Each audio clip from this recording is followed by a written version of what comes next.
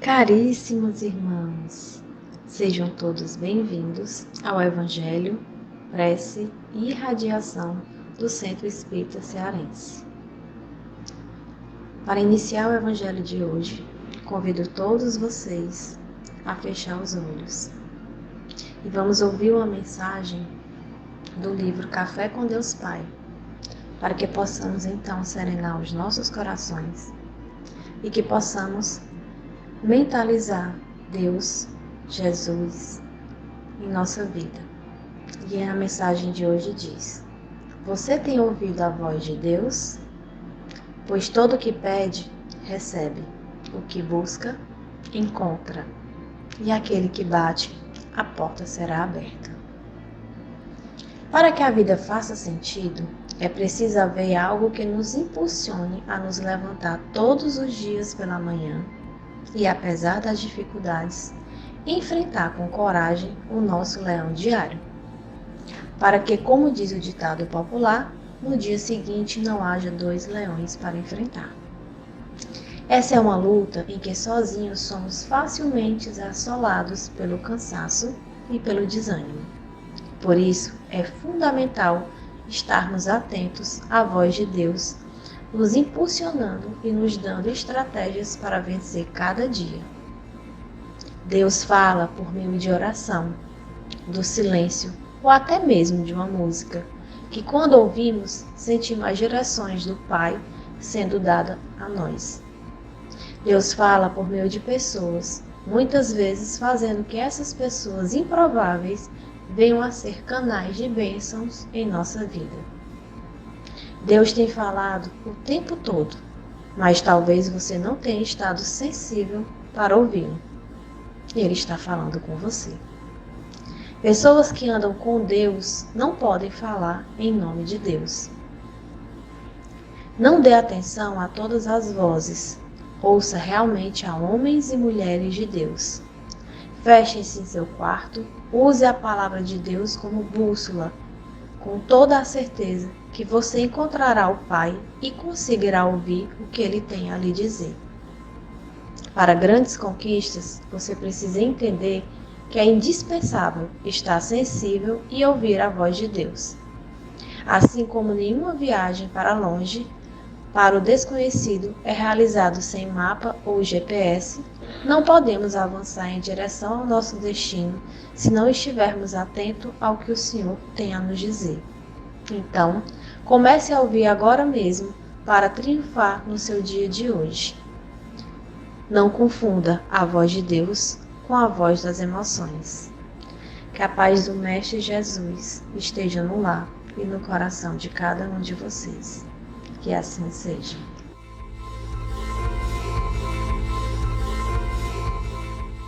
Leitura do Evangelho segundo o Espiritismo, capítulo 17.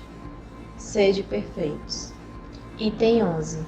Cuidar do corpo e do espírito. A perfeição moral consiste na maceração do corpo? Para resolver essa questão, eu me apoio sobre os princípios elementares e começo a demonstrar a necessidade de cuidar do corpo, que, segundo as alternativas de saúde e da doença, influi de maneira muito importante sobre a alma, que é preciso considerar como cativa na carne.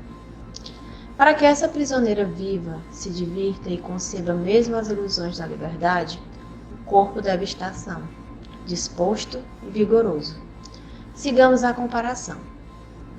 Ei-los, pois, em perfeito estado, ambos que devem fazer para manter o equilíbrio entre as suas aptidões e suas necessidades tão diferentes. Aqui, dois sistemas se defrontam, o dos ascetas, que querem abater o corpo, e dos materialistas, que querem rebaixar a alma. Duas violências que são quase tão insensatas uma quanto a outra. Ao lado desses grandes partidos, formiga a numerosa tribo dos indiferentes, que, sem convicção e sem paixão, amam tibiamente e gozam com economia. Onde, pois, está a sabedoria? Onde, pois, está a ciência de viver? Em nenhuma parte. E esse grande problema permaneceria inteiramente por resolver se o Espiritismo não viesse em ajuda aos pesquisadores em lhes demonstrando as relações que existem entre o corpo e a alma, e em dizendo que uma vez que são necessários um ao outro, é preciso cuidar de ambos. Amai, pois, vossa alma, mas cuidai também do corpo, instrumento da alma. Desconhecer a necessidade que somos indicadas pela própria natureza é desconhecer a lei de Deus. Não castigueis pelas faltas que o vosso livre-arbítrio fê-lo cometer e das quais é tão irresponsável, como é o cavalo mal dirigido pelos acidentes que causa. Sereis, pois, mais perfeitos se, martirizando o corpo, com isso não ficais menos egoístas, menos orgulhosos e pouco caridosos para com o vosso próximo? Não, a perfeição está nisso. Ela está inteiramente nas reformas que fareis ao vosso espírito suportar. Dobrai-o, submetei-o, humilhai-o, mortificai-o. É o meio de torná-lo dócil à vontade de Deus, que é o único que conduz à perfeição. Georges, Espírito Protetor, Paris, 1863.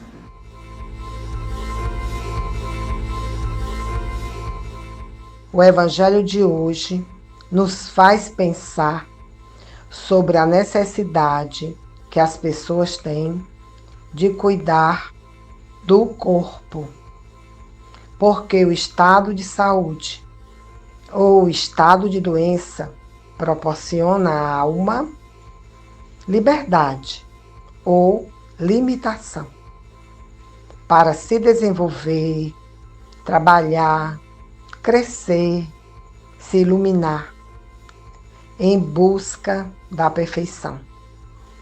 O corpo é instrumento da alma e através do corpo que a alma se aperfeiçoa. Então, quanto mais saudável estiver o corpo, melhor será para o espírito. E assim vamos procurar entender que o espírito e o corpo precisam viver em equilíbrio, ajudando-se mutuamente, sem conflitos, sem desequilíbrios.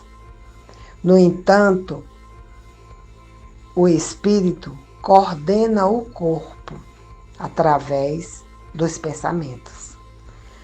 Precisamos alinhar os nossos pensamentos para que eles sejam bons. Precisamos nos instruir, nos estudar, para que possamos ter pensamentos bons, fortes, para coordenar a nossa evolução.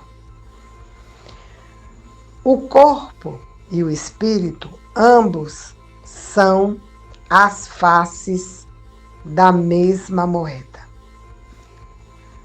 E assim vão evoluir em busca da perfeição moral e do corpo. A doutrina espírita possibilita que o espírito consiga a perfeição através dos bons sentimentos e bons pensamentos. A perfeição não se encontra no sacrifício do corpo, mas na reforma do espírito. Precisamos nos amar, precisamos valorizar o nosso corpo. Que ele seja feio, que ele não seja, que ele esteja fora de forma, que ele esteja enfermo, e que se ele esteja sadio, se ele seja belo, precisamos valorizar o corpo, porque é através dele que o espírito vai se aperfeiçoar e nós vamos aperfeiçoando o corpo também, porque vamos aprender com o aperfeiçoamento do espírito a cuidar melhor do nosso corpo, cuidando da alimentação, de uma atividade física, do lazer, né? Do repouso, tão importante o repouso. Precisamos cuidar do corpo da mesma forma que cuidamos do espírito. a moral e o corpo. Elas vão se aperfeiçoar juntas.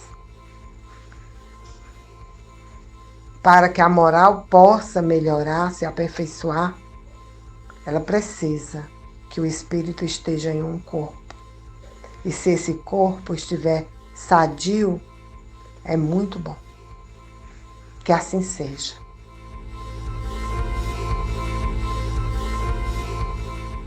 Que neste momento de prece, da fluidificação das águas, nossos corações estejam calmos, pois o Evangelho nos alegra e seguimos em busca da serenidade. Que possamos nos unir em nossos pensamentos para que nossas águas recebam os fluidos necessários que cada um de nós tanto precisa. Que a união da nossa luz possa enviar saúde e paz para as pessoas que estão em nossos pensamentos. Que assim seja.